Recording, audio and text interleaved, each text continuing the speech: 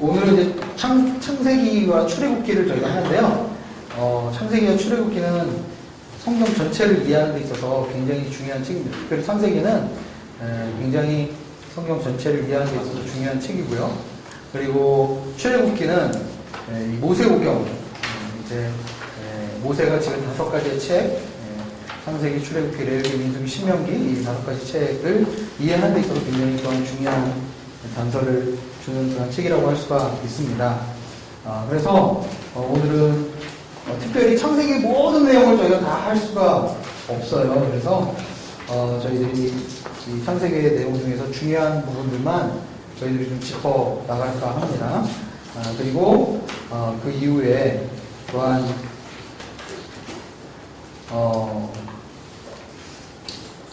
출애굽기, 오늘 출애굽기는 이제 앞에 출애굽하는 부분과 그 다음에 신해산 언약에 대한 부분을 일단 좀 중점적으로 하고요. 다음 주에 성막에 대해서 전체적으로 한번 정리하는 시간을 갖도록 하겠습니다. 성막. 그리고 민수기, 레위기는 이제 맥락만 좀 짚고요. 맥락만 좀 중요한 부분만 포인트만 짚고 다음 시간에는 성막과 신명기에 대한 부분. 특히 신명기가 굉장히 중요한 책인데요. 그래서 신명기에 대한 부분을 좀 더 자세하게 다음 시간에는 저희들이 함께 살펴보고자 합니다. 자, 그러면 이제 주제별로 보는 창세기라고 제가 적어봤어요. 그러니까 창세기가 워낙 내용이 방대하다 보니까 중요한 키워드 중심으로 한번 창세기를 한번 살펴보기를 원합니다. 그래서 먼저 창조라는 단어를 한번 생각해 봅니다. 창세기 1장과 2장, 즉 하나님의 창조가 기록되어 있는 이 창세기 1장과 2장은 우리에게 어떤 영적인, 성경적인 그런 의미가 있을까요? 어떤 의미가 있을 것 같습니까? 굉장히 중요하잖아요. 창세기 1장이면. 그죠? 왜냐하면 창세기 사실 3장 이후부터는 인간이 타락하고 나서 하나님이 그 타락한 인간을 어떻게 구원하실 것인가, 인류를 어떻게, 타락한 인류를 다시 하나님이 회복시키실 것인가에 대한 그러한 스토리라고 할 수 있어요. 근데 창세기 1장과 2장에 나오는 스토리는 인간이 타락하기 이전의 그러한 스토리입니다. 그렇기 때문에 어떻게 보면 창세기 3장부터 계시록 끝까지는 어떻게 보면 하나의 구원이라는, 하나님의 구원의 역사라는 관점에서 우리가 볼 수 있다면 창세기 1장과 2장은 어떤 관점에서 우리가 이해할 수 있을까요? 그냥 던지는 겁니다. 창세기 1장은 어떤 면에서 중요한 것 같아요? 타락하기 전에. 네.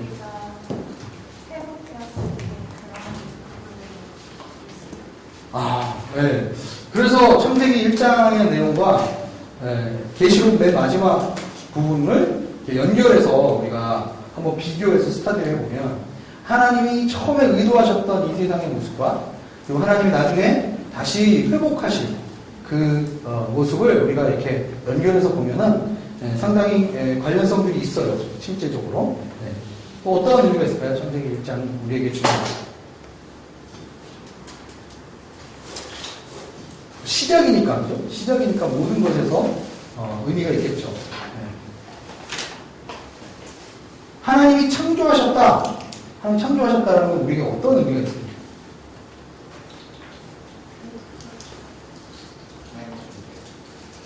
하나님의 존재.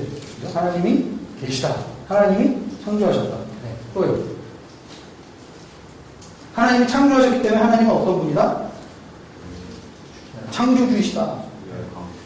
그리고 창조를 하셨기 때문에 그분이 우리의 주권자이시다. 우리의 주인이시다. 그런데 하나님이 이 세상의 일부를 창조하신 게 아니라 이 세상 모든 만물을 창조하셨기 때문에 이 세상 모든 만물의 하나님은 주인이시다. 통치자시다. 주권자시다. 이렇게 우리가 이해할 수가 있겠죠. 또 어떤 게 있을까요? 그렇죠. 인간을 지으셨는데, 그죠? 창세기 1장에 인간의 창조에 대해서 나오지만 2장에 가면 더 자세하게 어떻게 보면 좀 줌인한다는 그런 그 느낌을 받죠. 그래서 인간의 창조에 대해서도 자세하게 기록을 해놓으셨는데 인간은 원래 성경은 성선설을 얘기하나요? 성악설을 얘기하나요? 처음에는 성선설이죠. 그죠? 하나님은 우리를 원래는 하나님의 형상대로 선하게 창조하셨죠. 그죠? 그러나 우리가 죄를 지은 이후부터는 우리는 이제 죄인이죠. 그죠? 인간은 죄인이죠. 자, 그러면 인간을 어떻게 지으셨나? 인간을 지으신 목적이 무엇인가? 그죠? 그것도 나와 있습니다. 이따가 하나님의 형상이라는 부분에 대해서 우리가 같이 좀 살펴보아야 될 필요가 있습니다. 자, 그러면 창세기 1장에서는 이런 중요한 의미들이 있죠. 자, 한번 다시 살펴볼까요? 창세기 1장에서의 창조를 한번 살펴보겠습니다. 우리가 엑스 니힐로라고 하는데 이 하나님의 창조는 우리가 그냥 우리 인간이 만드는 창조랑은 다르다는 거죠. 어떤 재료를 가지고 이미 만들어진 것을 가지고 우리가 고안하고 우리가 만들어내는 그런 창조가 아니라 아무것도 없는 곳에서 무에서 유를 창조하는 하나님의 창조는 우리 인간이 만드는 그 창조와는 의미가 다르다. 그리고 창세기 1장에 나오는 태초에 하나님이 하늘과 땅을 창조하셨다. 그런데 하나님이 보여주시는 이 1장에서의 창조의 스토리는 우리가 보는 뭐죠? 우리가 살고 있는 이 지구 세계, 그죠? 피조 세계를 중심으로 해서 이제 이 기록이 기록되어 있습니다, 그죠? 그러나 나중에 이사야라든지 이런 걸 보면 하나님이 영적 세계로 즉 창조하셨다는 것을 알 수가 있죠. 그래서 땅을 중심으로 한 창조의 모습을 보여주다. 그다음 창세기 1장에 보면은 태초에 하나님이 천지를 창조하십니다. 그리고 땅은 뭐라고 그랬죠?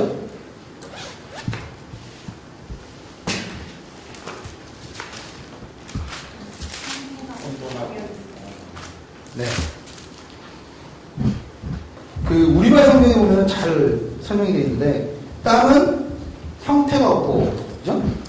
비어 있었으며, 그죠? 영어 성경 보면 formless, void. 그러니까 하나님이 형태가 없었고 비어 있었다. 그런데 누가 하나님의 영이 수면 위에 움직이고 계셨다라는 거죠. 그래서 여기서 하나님의 신이 운행하신다, 여기 운행하신다라는 동사가 히브리어로 나중에 이스라엘 백성이 하나님이 이스라엘 백성을 마치 독수리가 새끼를 이렇게 키울 때 이제 동사가 히브리어 동사랑 이게 동일한 어원에서 출발하는 동사입니다. 그러니까 하나님의 창조의 그 모습을 나타내는 그러한 동사의 형태로 띄고 있고요.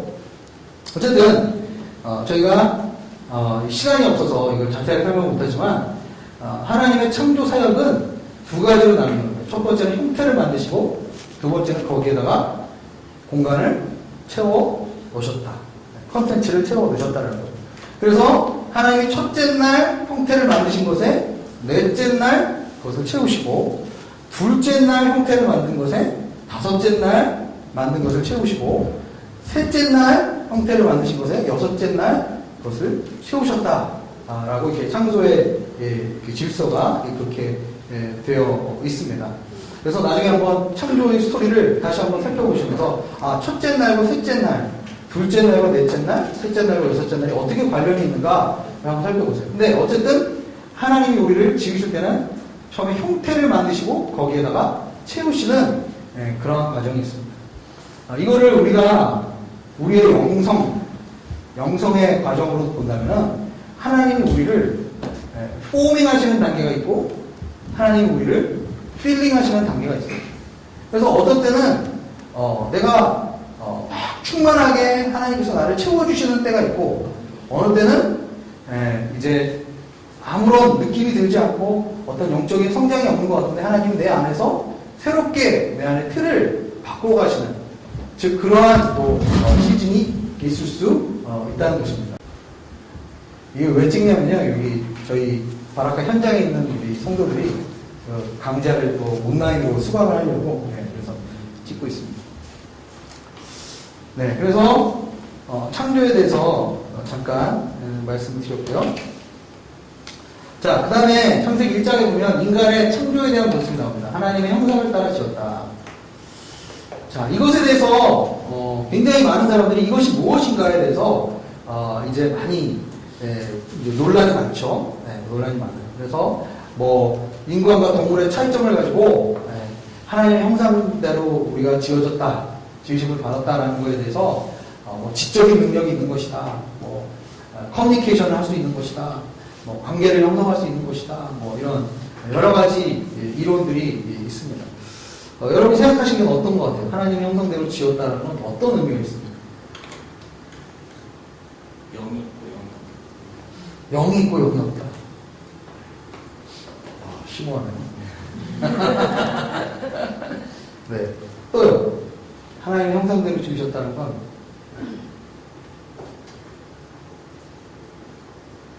어떤 의미가 있습니까? 뭐 어떤 학자들은 그렇게 얘기하는 거죠. 인간이 유일하게 가지고 있는 지성. 그렇죠? 물론 뭐 개도 IQ가 좀 있긴 하지만 그런 것도 있고요. 또 사회성, 인간의 솜씨, 이런 것들, 뭐 그런 것들 얘기를 합니다. 근데 일단 1장 27절에 이제 이렇게 얘기를 하죠. 하나님의 형상대로 사람을 창조하시되 하나님께서는 그들을 남자와 여자로 창조하셨습니다. 그러니까 하나님의 형상을 창조했다는 것을 설명해주는 말이 남자와 여자로 창조했다라고 이야기하는 학자들이 있어요. 그러니까 하나님의 형상대로 사람을 창조한 것이 결국 하나님께서는 그들을 남자와 여자로 창조하셨다. 그러니까 결국은 뭐죠? 서로 사랑하고 서로 관계를 맺는 그러한 존재로 하나님께서 우리를 창조하셨다라는 그러한 것으로 이해하는 그러한 구약학자들도 있습니다. 또 이제 26절에 보면 우리가 우리의 형상대로 우리의 모양을 따라 사람을 만들어 그들이 바다의 물고기와 공중의 새와 가축과 온 땅과 땅 위에 기는 모든 것을 다스리게 하자. 그러니까 하나님께서 인간을 지으실 때 하나님의 형상대로 인간을 지으셨는데 그것을 통해서 인간이 이 세상 모든 만물을 어떻게 한다고요?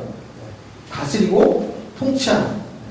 그래서 하나님의 형상대로 인간을 지었다는 것은 다스리고 통치하고 점령하는. 그런데 다스리고 통치하는데 인간이 쓸 수 있는 능력들이 지적인 능력, 그죠?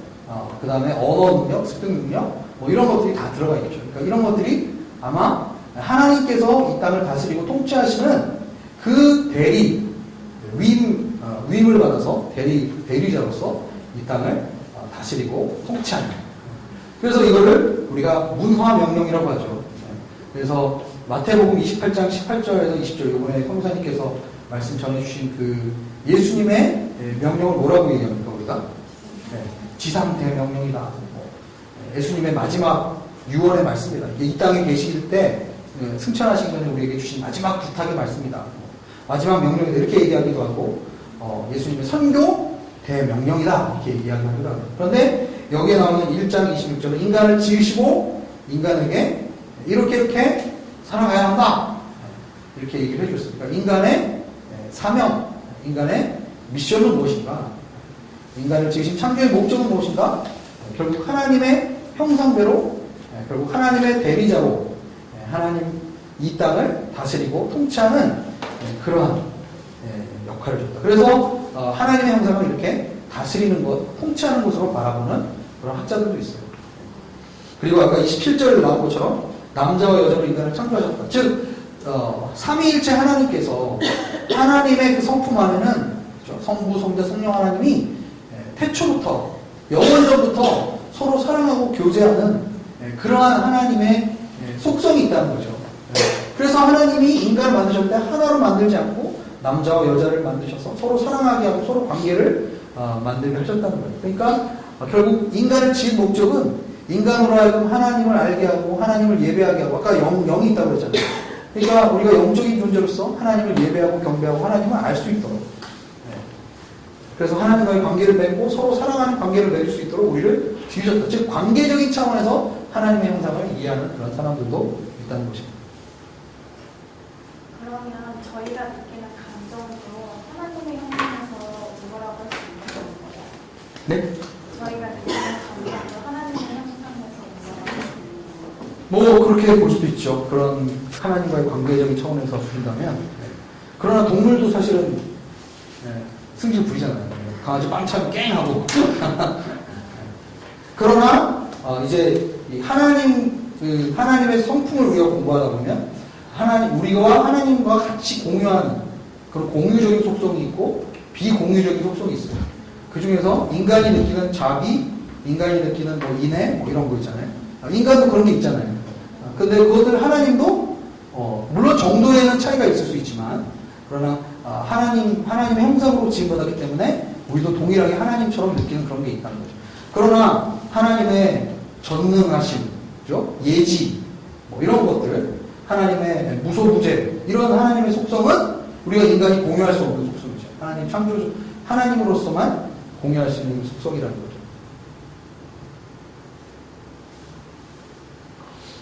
네. 이거는 이게 지워주신 거랍니다. 이거는 뭐 왜 여기 이게 들어가는지 모르겠어요. 자, 잘못 쓴 것 같아요. 근데 나중에 이제 이 언약에 있을 때 하는 건데요. 그 다음에 우리의 형상을 따라라는 표현이 있어요. 그죠? 26절에 보면 우리가 우리의 형상대로 우리의 모양을 따라 사람을 만들어, 그죠? 그들이 바다의 물고기와 공중의 새와 가축과 온 땅과 땅에 기는 모든 것을 다스리게 하자. 우리라는 표현을 왜 쓰셨을까요? 삼위일체에 대한 표현인가? 이렇게 생각하시는 경우들이 있죠. 그죠? 그런데 사실 히브리어 용법상 이게 삼위일체로 이렇게 이것을 이해하는 학자들이 많아요. 그런데 사실 히브리어 용법상으로는 사실 이것이 복수적인 이러한 그런 것으로 보기가 어렵다고 주장하는 학자들도 있습니다.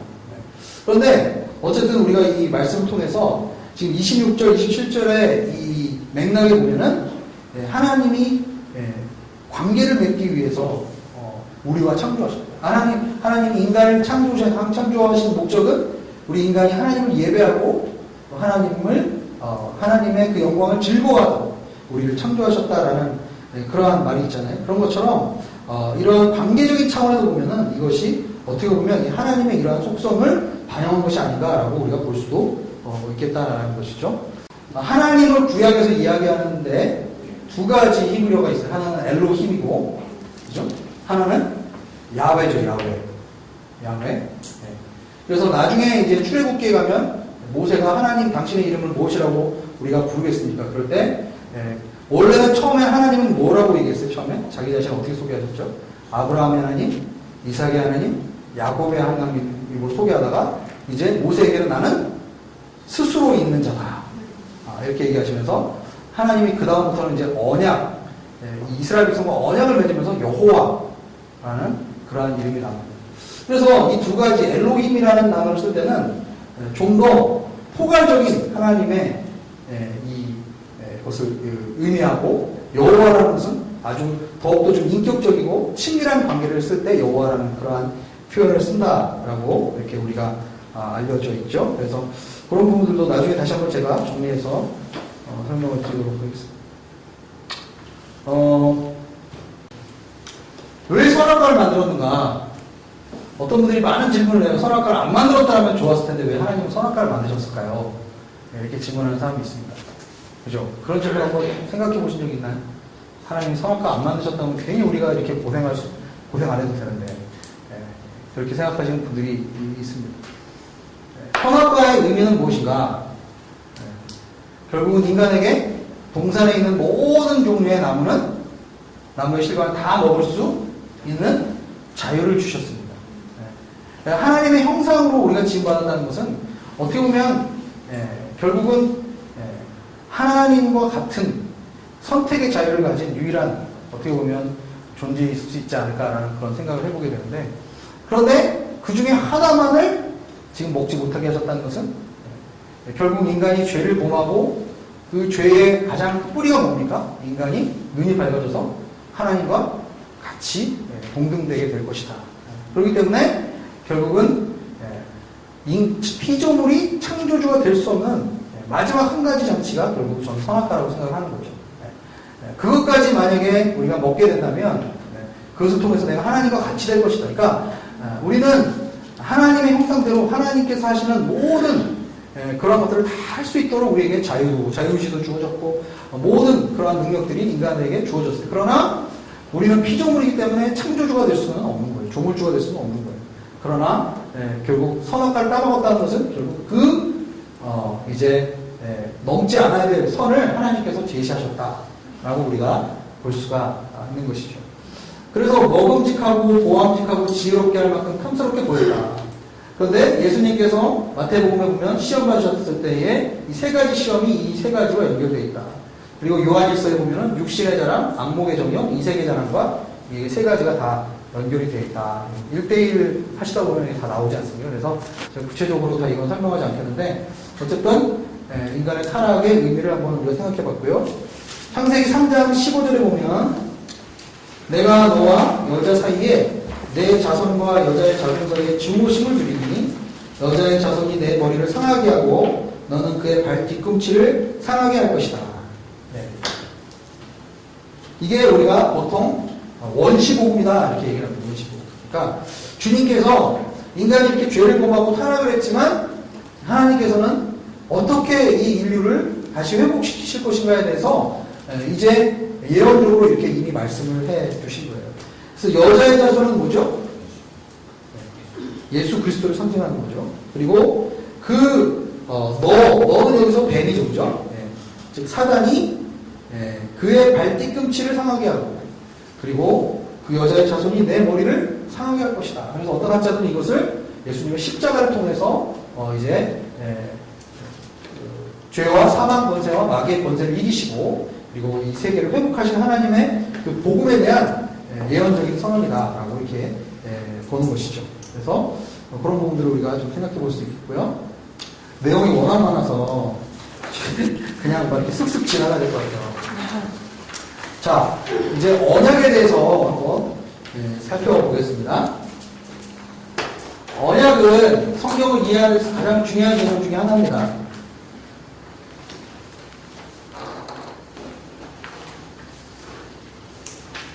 네. 언약은 성경을 이해하는 가장 중요한 개념 중에 하나인데, 우리가 구약에서 잘 이해해야 될 언약이 아브라함과의 언약이고, 두 번째가 시내산 언약이고, 세 번째 모압 언약.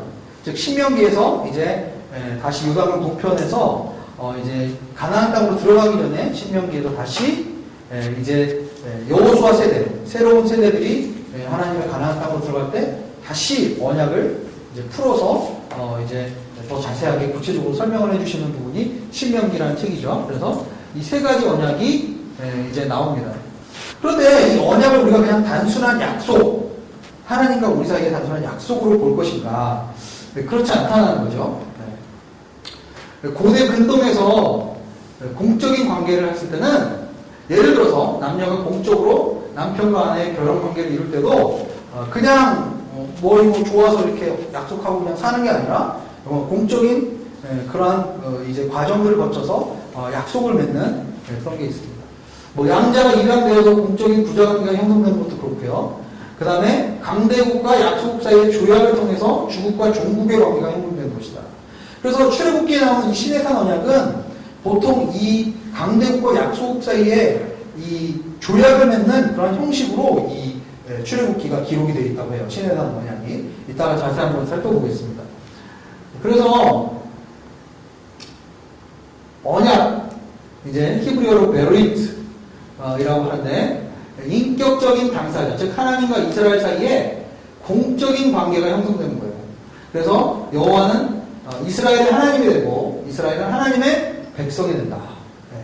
그리고 법적인 그 조약을 할 때 조약식이 있고 서로 상대방이 어떤 사람인지를 규정하는 게 있고 그리고 이 조약을 이제 계속 유지시키기 위해서는 법적인 구속력 있는 그 법조문들이 필요한 거예요. 법 조항들이 필요한 것이죠. 그런 내용들이 이 언약에는 다 포함이 되어 있다는 겁니다.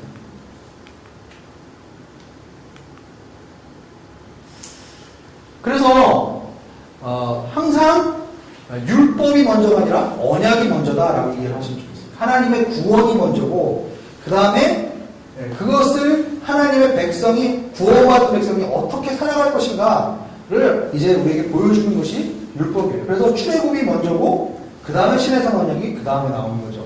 그래서 언약은 관계를 이제 맺는 거예요. 그렇죠? 관계를 하나님과 관계를 맺는 것이고 그래서 그 하나님이 어떠한 분이신지 그리고 하나님의 그 백성으로 살아가기 위해서는 어떤 삶을 살아야 하는지 그래서 이 하나님의 율법을 우리가 묵상하다 보면 하나님이 어떠한 분이신지를 우리가 또한 이해하게 되는 것입니다.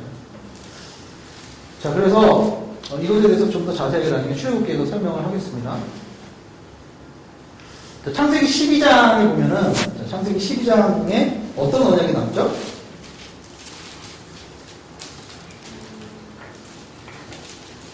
창세기 12장 1절에서 3절을 한번 읽어볼까요?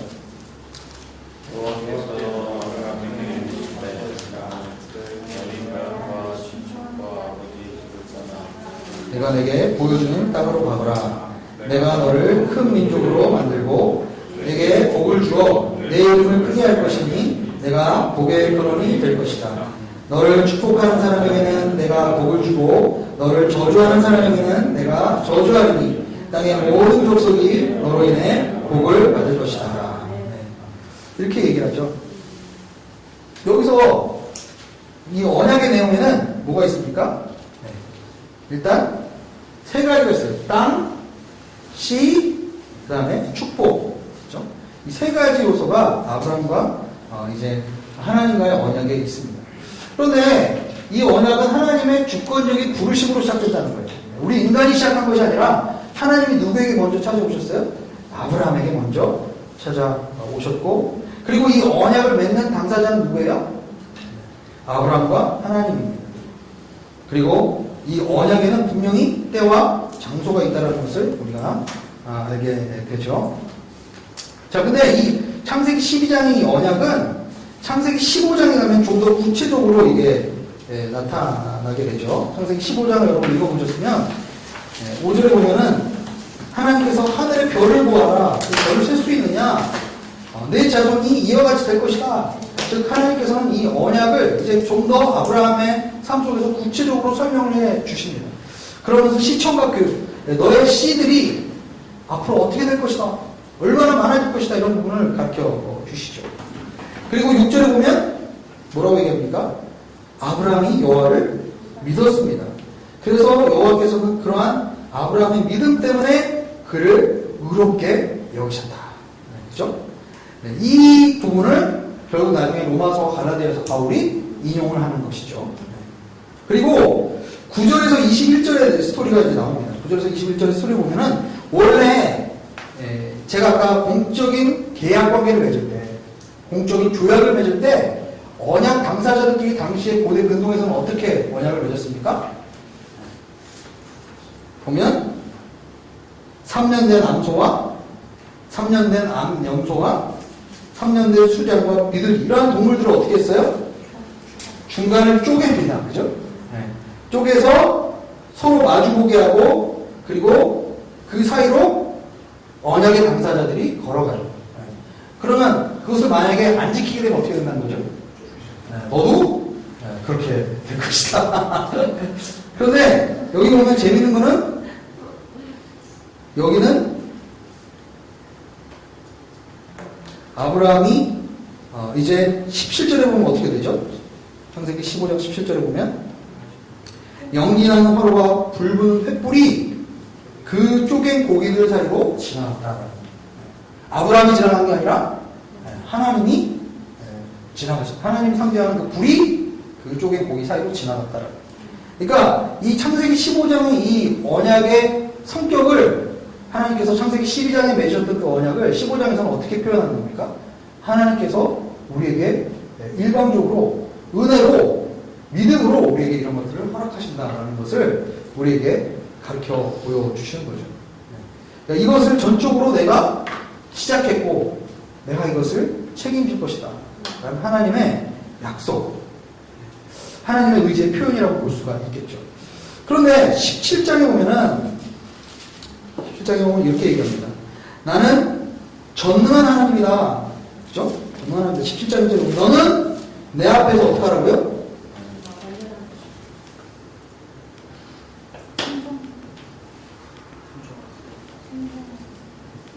내 앞에서 온 마음으로 순종하며 깨끗하게 행하라.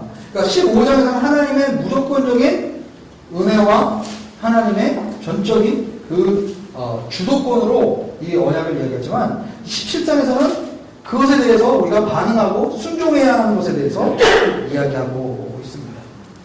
그러면서 이제 열국의 아버지 아브라함이라는 그러한 이제 이름이 바뀌게 되고요. 그리고 9절에서도 마찬가지로 너와 내 뒤에 올 자손은 내 언약을 지켜야 할 것이다 이렇게 이야기하고 있습니다.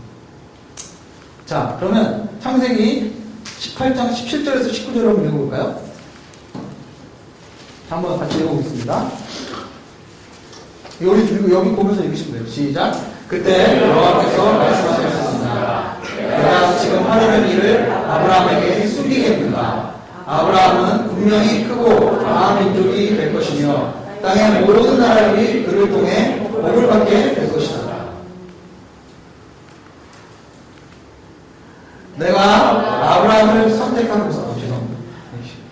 왜 이러지?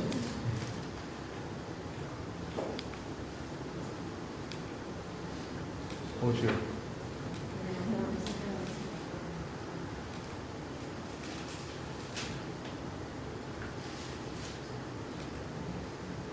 이게 왜 이렇게 내가 아브라함을 선택한 것은 아브라함이 그의 자녀와 그의 집안 자손들에게 명해 여호와의 길을 지켜 의와 공의를 실천하게 하기 위한 것이다. 그리하여 나 여호와가 아브라함에게 말한 것을 그를 위해 다 이루고자 한 것이다. 그러니까 아브라함을 선택한 것은 아브라함이 그의 자녀와 그의 집안 자손들에게 명해 여호와의 길을 지켜 의와 공의를 실천하게 하기 위한 것이다. 그러니까 아까 15장과 17장에 나와 있는 말씀이 하나님이 전적으로 우리를 택하시고 우리에게 언약을 통해서 우리를 그럴 자격이 없는 자들인데 우리를 불러주시고 백성으로서의 관계를 맺어주셨다는 거죠. 그렇지만 그것을 통해서 우리는 하나님이 어떠한 분인지를 알게 되고 그리고 그 언약의 조항들을 우리가 지켜나가면서 삶을 살아가면서 결국은 여호와의 의와 공의를 실천하게 하기 위한 것이다. 그러니까 언약 백성으로서 하나님을 닮아가고 하나님의 그 성품이 하나님의 도가 하나님의 의가 우리의 삶을 통해서 나타나게 하는 것이에요. 그러니까 그냥 우리를 하나님 택해서 구원받는 것으로 그치는 것이 아니라 결국 하나님을 통해서 우리가 언약의 관계를 맺음으로써 언약 백성이 됨으로써 그분의 길을 지키고 의와 공의를 실천하게 하고자 하는 것이다. 아브라함에게 말한 것을 그를 위해 다 이루고자 한다. 반드시 언약에는 하나님의 은혜, 하나님의 전적인 선택, 하나님의 축복 이런 것들이 물론 들어가 있습니다. 그러나 언약 백성으로서 우리가 그의 말씀을 순종하고 그분의 길을 지키고 그분의 공의를 이 땅 가운데 드러내는 그런 부분들이 있다라는 것입니다. 자, 그래서 언약이라는 것은 굉장히 이 구약 성경 전체를 혹은 이 성경 전체를 이해하는 데 있어서 굉장히 중요한 키가 됩니다. 그래서 나중에 이제 또 언약에 대한 이야기를 계속 또 우리가 해보겠습니다. 자, 그 다음에 시라는 게 있어요. 시, 제라, 그죠? 창세기에는 시가 많이 나와요. 시. 시는 무엇이냐? 단수이기도 하고 복수이기도 합니다. 내가 너를 큰 민족으로 만들고, 그리고 이제 자손을 하늘의 별처럼 바닷가의 모래처럼 내 자손이 원수들의 성문을 차지하게 될 것이다. 그러니까 하나님이 자손과 씨에 대해서 얘기할 때 어떨 때는 복수로 얘기하다가 어떨 때는 단수로 얘기하는 경우가 있어요. 결국은 이 씨를 통해서 그 단수는 누구를 상징하는 걸까요? 예수님을 나타내는 거겠죠. 그 씨, 자손의 개념이 나온다는 거죠. 그리고 창세기는 계보가 많이 나옵니다. 계보. 그죠? 창세기를 구조를 잘 이해하기 위해서는 이 계보, 족보라고 얘기하기도 하고, 계보라고 얘기합니다. 톨레도트라는 거예요. 그래서 아담 계열이 있고, 노아 계열이 있고, 노아의 아들 계열이 있습니다. 그리고 셈, 베라, 이스마엘, 이삭의 계열, 에서의 계열, 야곱의 계열. 이렇게 이 그 씨들, 영적인 이러한 라인들이, 영적인 씨들이 어떤 식으로 이제 관계를 형성해서 이 가문들을 형성하는가가 굉장히 중요한 개념으로 나오게 돼요. 그래서 그 구약 성경에 보면 우리가 좀 이해해야 할 것은 장자권을 이해합니다. 장자권. 씨의 개념 중에서 장자권은 우리 야곱과 에서의 파축 사건에도 나오죠. 그죠? 그래서 장자권은 유산의 2배를 어떻게 되죠? 장자권을 가진 장자는 유산의 2배를 상속을 받습니다. 그런데 성경에 보면 재밌는 것은 육신의 장남이 꼭 장자권을 받지 않아요. 그죠? 누가 얘기했죠? 창세기 보면. 야곱. 그죠? 또 누가 있어요? 요셉. 그죠? 그러니까, 그런데 이 장자권은 굉장히 중요해요. 그냥 유산을 2배로 받는 게 문제가 아니라, 모든 권위와 지도력과 영향력과 영적인 특권이 장자권을 가진 자를 통해서 흘러가게 됩니다. 그래서 이 창세기가 이 씨를 통해서 계속 이 계보가 형성되어지는 것은 영적인 이 장자권이 누구에게 계속적으로 흘러가는가를 이제 보게 되죠. 나중에 이제 그 우리가 민수기에 가서 결국 인구 조사를 할 때도 이제 이러한 개념을 다시 한번 우리가 생각을 해볼 수가 있겠습니다. 자, 좀 더 설명해 볼까요? 야곱의 장자권은 누구에게 갔어요? 요셉에게 갔습니다. 그런데 나중에 보면 이 12지파 중에 요셉의 아들 둘이 나오죠. 그죠? 그래서 므낫세와 에브라임 중에 누구에게 갔습니까?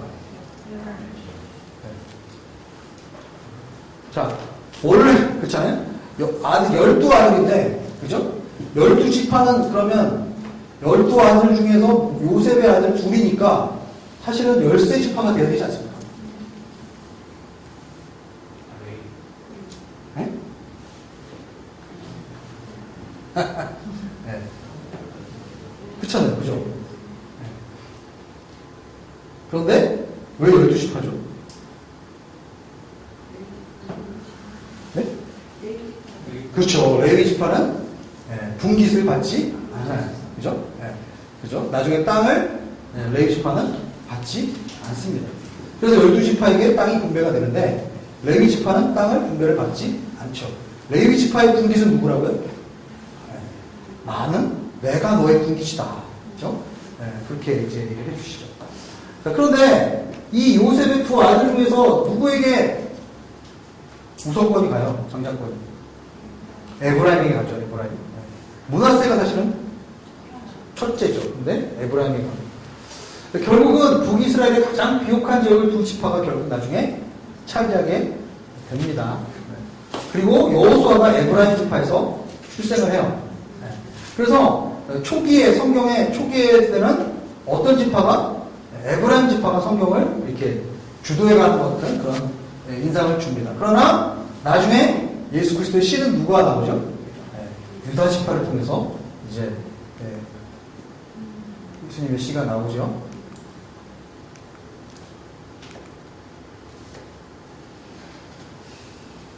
그래서 이 유다의 축복과 요셉의 축복을 우리가 이제 읽어보면은 결국은 야곱의 장자권은 요셉에게 흘러왔으나 결국 왕의 계보는 유다에게 흘러가는 것을 우리가 나중에 보게 됩니다.